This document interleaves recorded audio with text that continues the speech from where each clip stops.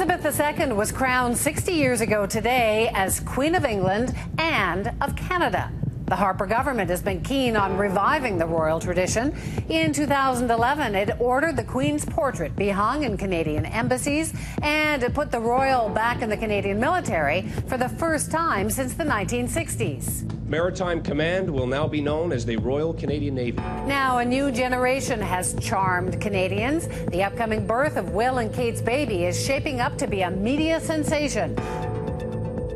So is Stephen Harper on the right track? Marty, what do you think? Are the Royals cool again? I think the Royals are cool again, but I don't think it has anything to do with Stephen Harper. I think it's got a lot more to do with the baby on the way and the likable Will and Kate couple. We haven't had likable Royals for a while, and they're just... So he's just tagging along? I don't think he's tagging along. I think, to give him credit, I think he was ahead of the curve. It's just that I don't think it's his moves that actually moved people. I think he just happened to be in the right place. And but, I mean, it's one last battle he has to fight. I think when you look back a few years ago, then there wasn't such a great taste.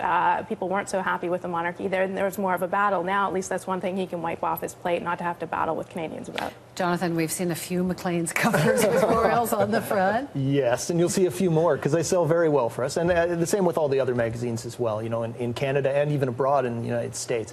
I mean, listen, Harper, this is reflected glory. It's the same notion as that Tim Hortons conservatism and, you know, hockey and all those other, the Arctic. I think it works well for their brand, and I think, you know, that Canadians have a soft spot for the Royals. I mean, if we were paying more out of our pockets for them, I'm not so sure how far that we would carry that. But and it's not just because they're good looking and attractive. Are they good looking? Yeah, I will know about that. Will and Kate we're always on about their style and what they're wearing. They seem to be. I think Canadians are going to find themselves very ambivalent when we get to Charles. If Charles is going to be on our coins and our currency, we're going to find it odd. So the young couple are gorgeous and fun. And they can't just jump over to them? If you waited 65 years for a job, would you give it to your kid?